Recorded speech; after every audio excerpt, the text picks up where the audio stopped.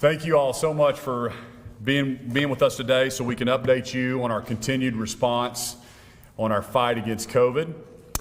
I'm here with Commissioner of Health, Dr. Lance Frye, and OESC Executive Director, Shelley Zumwalt. Thanks for being here today. Oklahomans have come together in an incredible way over the past 30 days to slow the spread of COVID-19. Also, across the state, more people than ever are following our 3 W's. They're washing their hands, they're watching their distance, they're wearing a mask. You know, I want to thank Oklahomans for choosing to make personal sacrifices to protect their loved ones and neighbors from COVID-19.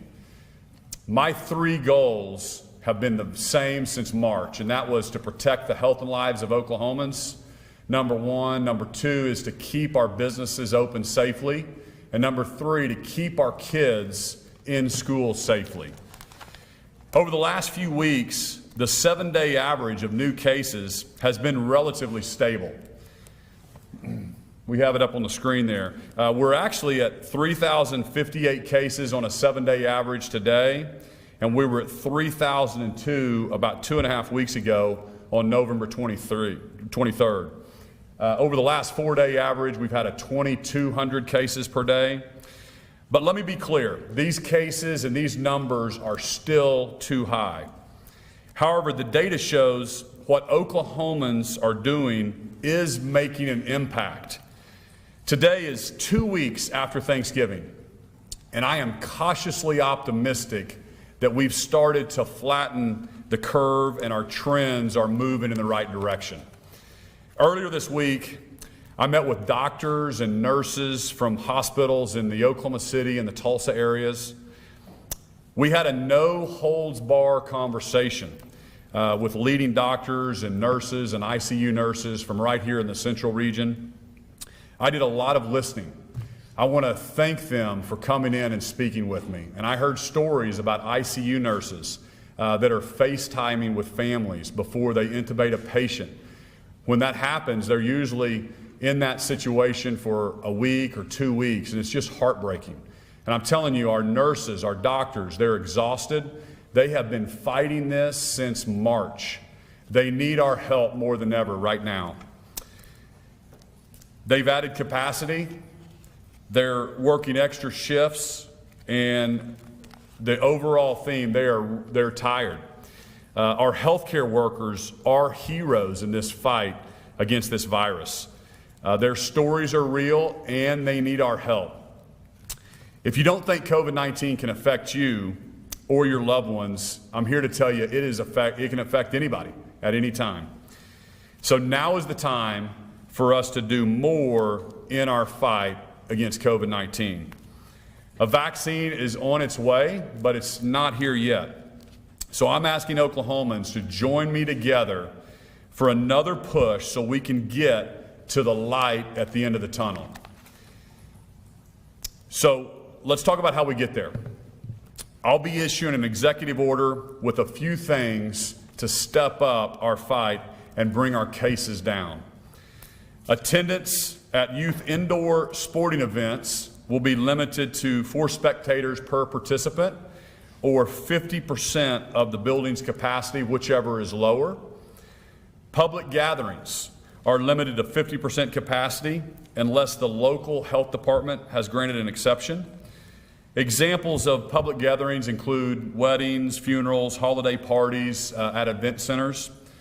This doesn't apply to churches, but I want them to continue to innovate. You know, most of the churches that I've talked to are checking temperatures before the kids go into nursery. Their workers are wearing masks. I encourage them to continue to innovate, continue to do that, continue to offer online options every other row, just like all of our businesses are doing at this point. We need all Oklahomans stepping up the effort to help our healthcare workers in this critical time. We're also extending the rules for bars and restaurants. We're requesting that tables are 6 feet apart. We're also going to continue to make sure they're closed at 11 p.m. except for drive-through or takeout. We'll also keep requiring masks for state employees at work and for visiting state buildings. The CDC has identified restaurants, bars, and sporting events as areas where we need to be more careful. What makes them great is also what makes them a little more risky.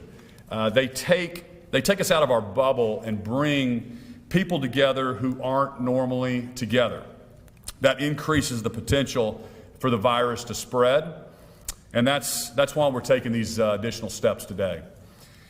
I know this is a challenge, and these actions will personally affect many Oklahomans. These are difficult and complex decisions, and I want every Oklahoman to know that I don't take any of these decisions lightly. Please don't forget your local restaurants or bars who need our support more now than ever before during this holiday season. Just like it's critical to slow the spread of this virus, it's also critically important to support our local businesses, keep our businesses open safely. I've heard from many Oklahomans who want me to issue a statewide mask mandate. I've also heard from many, many more Oklahomans who don't want me to. The goal is to get people to wear a mask. You know, it was a month ago today that Dr. Julie Watson and doctors from across the region joined me to ask Oklahomans for their help on this. So here's the data from Carnegie Mellon University. Based on this data, Oklahoma has gone from 79% of Oklahomans wearing masks on November 1st to more than 87% of Oklahomans today.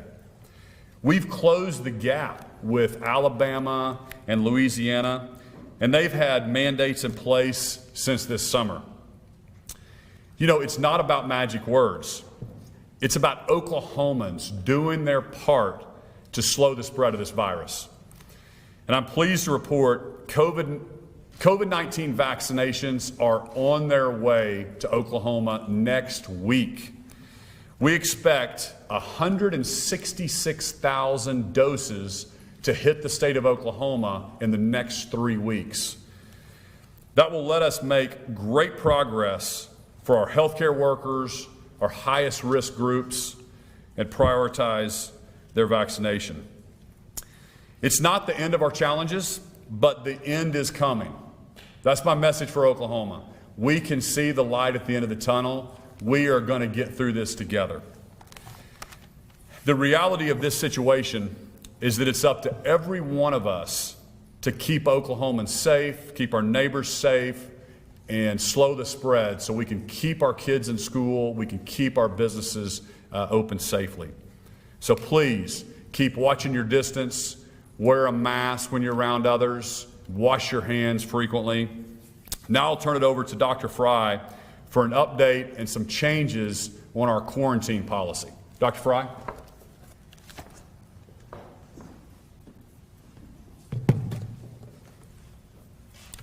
Thank you, Governor Stitt. As you all know, our COVID numbers had been increasing in our state prior to Thanksgiving.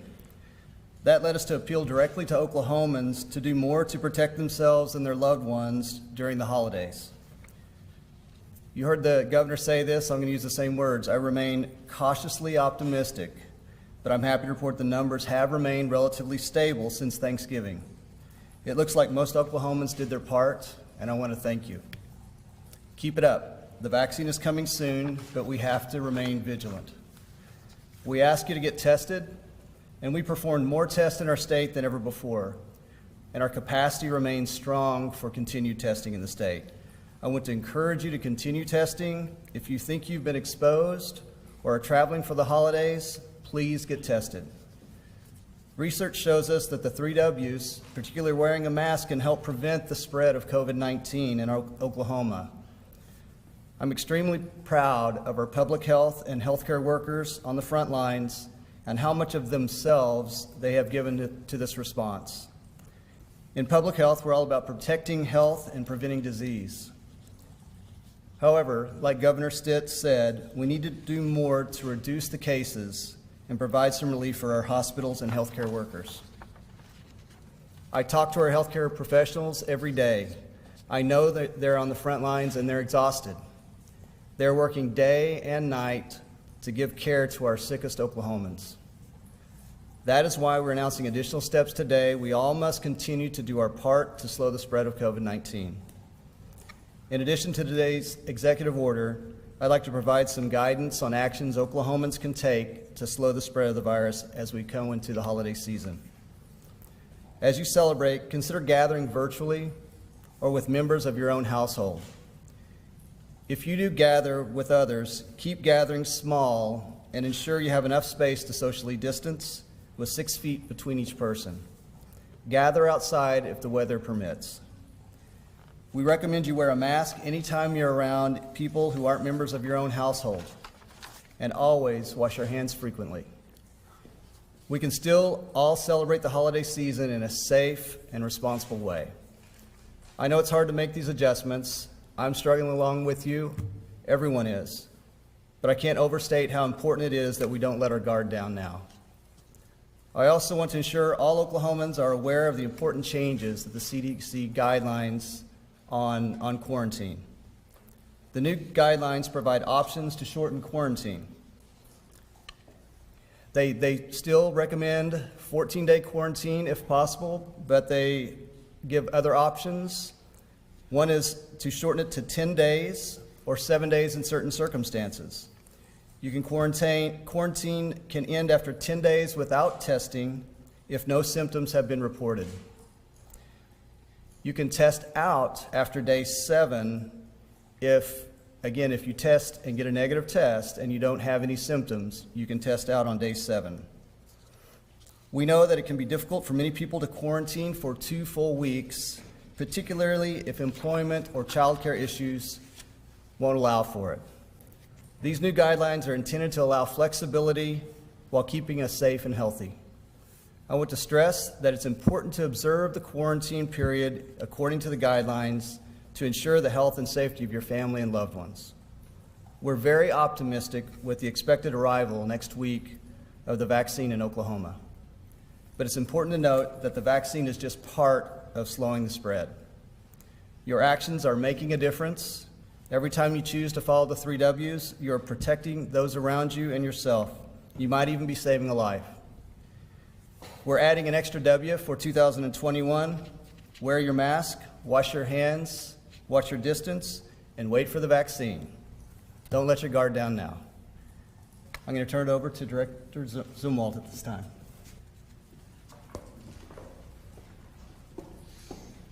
Thank you. I've got short and sweet for you guys, but I'm very excited about this announcement. In my position as Executive Director at OESC, I made a point of being transparent and accessible to claimants and to the press. At times, that has required me to personally deliver difficult information to citizens and claimants. But I feel strongly that leadership is not about a title, but being called to run towards the challenge or the fire instead of running away, and showing up every day when it's hard. And I see a lot of examples of that type of leadership in this room. While we wait to hear about a federal relief package, Oklahoma is taking decisive action to help our citizens who've experienced unemployment this year. I can't tell you how excited I am to have good news today. This year has been tough on so many, and to have good news that will impact so many of our claimants after they've had such a tough year. OESC has received guidance that allows us to distribute the remainder of the federal FEMA lost wage assistance funds, and the agency will be making one-time $400 payments to over 120,000 Oklahomans. The LWA program was the multi-week $300 payments that went out to eligible claimants August 1st through September 5th, earlier this year. The eligibility for this one-time payment is the same as the LWA program was. You must receive at least $100 in any benefit type, have been impacted by COVID, and the only change is the eligibility week. It's going to be the week following the original last week of LWA. More specifically, it's September 6th through 12th. The agency will begin distributing these payments the evening of Wednesday, December 16th, next week, with the first payments arriving in claimants' accounts Thursday morning, December 17th. We will continue dispersing these one-time payments through Monday, December 21st. It's important to note these funds can't be used for any other program. They're restricted, and their guidelines are determined by our federal partners. These are also not state funds, and they cannot be distributed into the UI Trust Fund. I hope this announcement is a bright spot in a year that has brought so many challenges to the people OESC serves. And I feel so very fortunate to be able to deliver good news to you today. Thank you.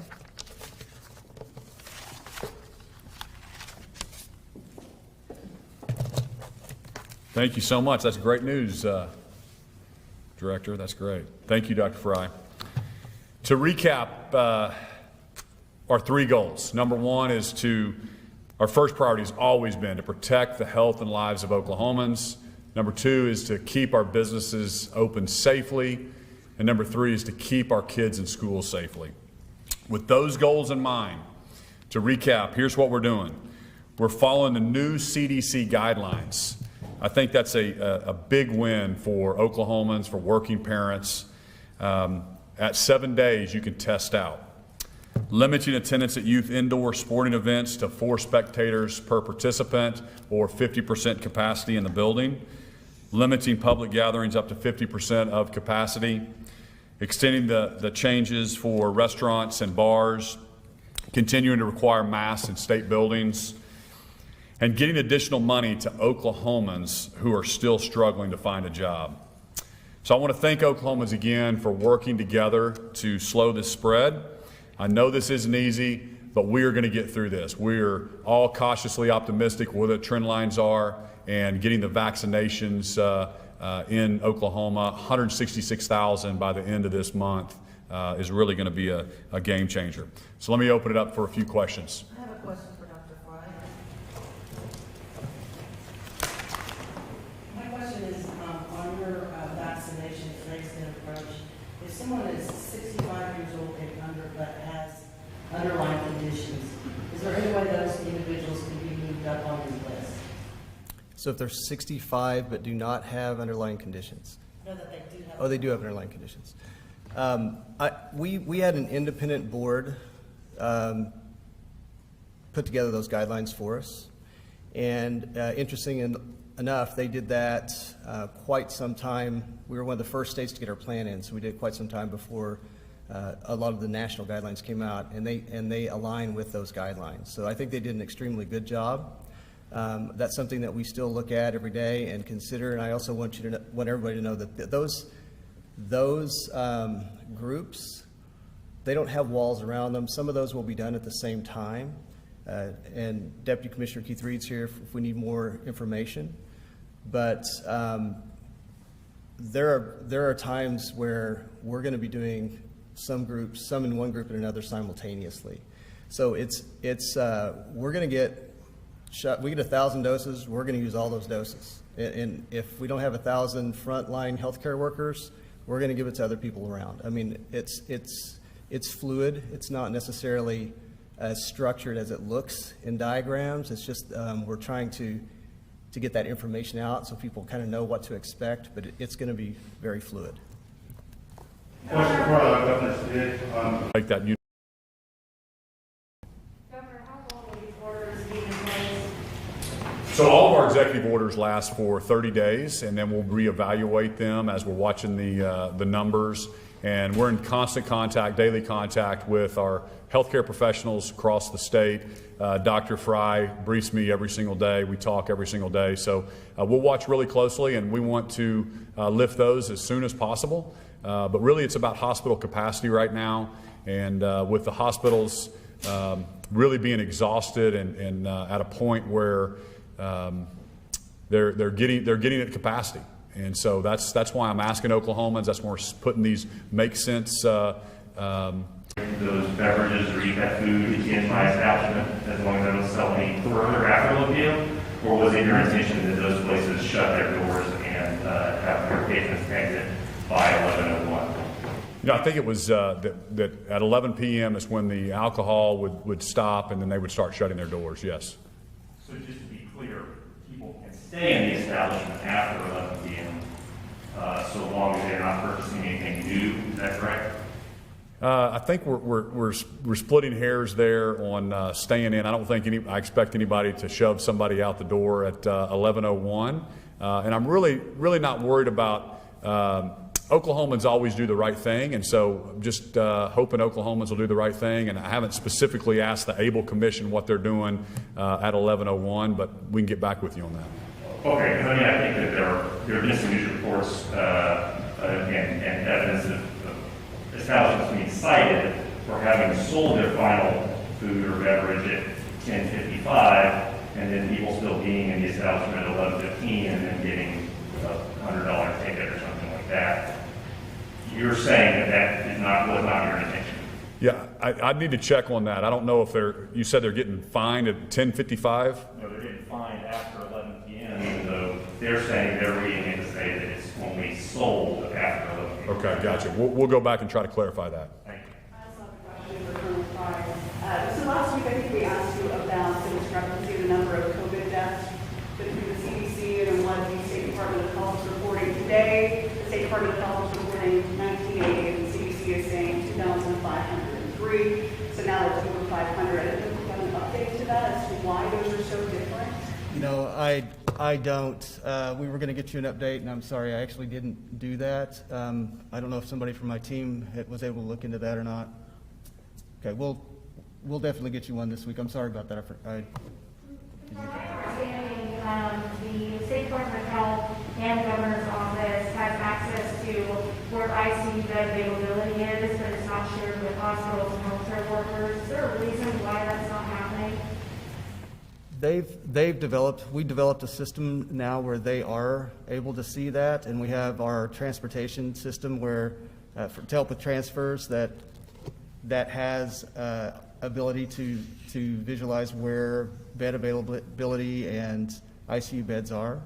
And so that's working well at the time. Initially, we had a system that the EM resources system where they were putting in all that information. That was information that was given to us by the hospital, so they have to put it in themselves. And we always would had no issue sharing that, but those individual hospital systems at that time didn't want us sharing that information. So now things have evolved since then. They're all working together. They've got their own regional systems they're doing that with, and we've got our RMRS system that's helping them. So things are much different than they were when we started. I have a question for Governor Stitt. Do you anticipate that you and your family will take the vaccination? Well, as far as I'm concerned, I'm not going to jump in front of any health professional or long-term care professional. So we'll wait in our turn in line. And then as far as I've already had the antibodies, so I'm not sure exactly what the doctors say, but always recommend that people listen to their doctors and believe in the vaccination. So when it becomes my turn, I'm sure I'll take it. Commissioner Frye, I have a question for you. It's been a little more than 2 weeks since the governor issued his last executive order limiting bars and restaurants and curfews. I was just wondering if you could quantify at all what impact that you all might have seen on the number of cases, number of hospitalizations. Sure. I think you can. I don't have a timeline with all those numbers on there, but I can just tell you in general, our numbers were going up initially. They were going up at quite an alarming rate for everyone. Those have plateaued, and again, I use the words cautiously optimistic, but we seem to be around the same level for the last several weeks. So I think that it really has helped. That and the messaging that we did with everyone to do the right thing over the holidays. It seems to be working, and we're very happy. We hope to bring it down more, and I hope that these new actions will. But I'm glad that it at least seems to have stabilized. This is a question from Ben Felder, the Frontier. He wanted to see how many vaccine doses the state expects to receive in the next few weeks. The number cited seemed to be a little different from the Department of Health number, and he just wanted to see if there was an increase in that. Commissioner Reed. So there has been some changes, so he has the details on that, and we're getting some initial doses followed by repeat doses coming in, and Keith has the details. Yes, sir. I'm Keith Reed, Deputy Commissioner, State Department of Health, and the governor is correct. What we're tracking right now is based on the information from Operation Warp Speed and the CDC, is that we'll receive just over 166,000 doses by the end of the month. A couple of those shipments are scheduled for the very end of the month, on December 30th. And then there is one other shipment that we're tracking that we don't have quantities on, so it actually could exceed that amount. But that is based off the current information we have. We are looking at 166,000 plus doses by the end of the month. When you say doses, do you mean doses for individuals, or some of those take 2 doses? So the way we are doing that, when I talk about 166,000 doses, that would represent the first dose for 166,000 individuals in Oklahoma.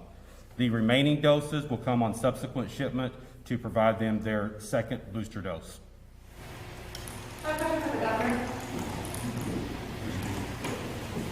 There's been several weeks now with recommendations in the White House report that we're not implementing here. One recommendation this week has been on it for several weeks is reducing capacity in centers to 25% restaurants and bars and other public event spaces. Is there a reason why you chose 50 instead of 25%? Because 50% in a gym would still be millions of people. Yeah, so we're trying to balance, and I can let Dr. Frye give his reasoning for that as well. But we're trying to balance listening to all the recommendations coming from the White House. We have recommendations coming from all over. You can watch what other states are doing. We think this is a make sense, separating 50%. The idea is only sitting with your family every other row. We think 50% capacity makes sense in indoor facilities. A question from Paul. That's a great explanation. We looked at, do we do a certain number? Do we do percentage? Do we do distancing? The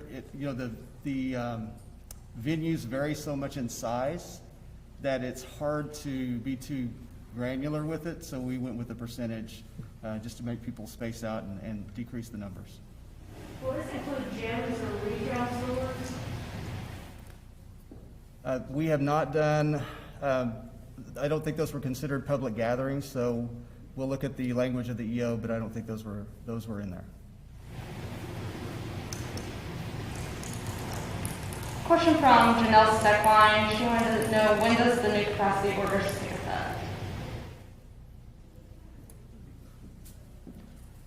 The executive order is being drafted now. It'll probably hit, the executive order will be released either later today or tomorrow. We usually give it a couple days to take effect, so probably no later than Monday. Are there any plans yet to extend the 11 p.m. curfew? It should be expiring in a week. Yeah, that's one of the things that we're going to extend the 30-day, for another 30 days, executive order that talked about the 11 p.m. Bars and restaurants. Governor, do you have a message to some of the bar restaurant owners who say, this is unfairly pointing them out as far as the reason for the COVID spread and they're losing money and revenue? Do you have a message for some of the restaurant and bar industry? Yeah, so we looked at all of the data, and we had the analytics, we had the health professionals tell us what do we need to do to make sure we keep our capacity down, and the two things that they told us would move the needle the most in Oklahoma was bar and restaurant capacity really after 11 p.m. And so that's why we did it. My whole goal is to keep businesses open safely. To do that, we have to have our hospital capacities to be able to take care of our most vulnerable and our sick. So it is always a balancing act. We also provided over $19 million to bars and restaurants earlier on in the pandemic from the CARES relief funding. And so if we get another stimulus package, that's also going to be one of the first things that we do. But again, we're trying to balance all these things. And we really have to protect the capacity, and so we're just asking Oklahomans to continue this fight for a little bit longer, and we can really see the light at the end of the tunnel. The 166,000 doses, nobody anticipated that Oklahoma was going to have 166,000 doses by the end of this year. So that's something that we're cautiously optimistic with our curve flattening. We can get the doses in here. We already have about close to 190,000 Oklahomans have recovered. Our antibody testing is showing that we've got 22-something% of Oklahomans have already had the antibodies for COVID, may not even ever got tested. So we're starting to see some of those numbers, and so we're cautiously optimistic that we're starting to see these numbers come down as we see this go through the population. Governor, you just mentioned a couple pieces of data. Would it be possible, or Charlie, would it be possible to get some data on that antibody testing? You just mentioned 20%. And specifically, you said a couple times that experts provided data on bars and restaurants being the hotspot it could be most targeted. Could we get that data? I think there are business people out there who question, is that real? Did that come from somewhere? And I think if we could get that, we might be able to do that. Sure, we have that. We'll get you that data. Thanks, everybody. Thank you.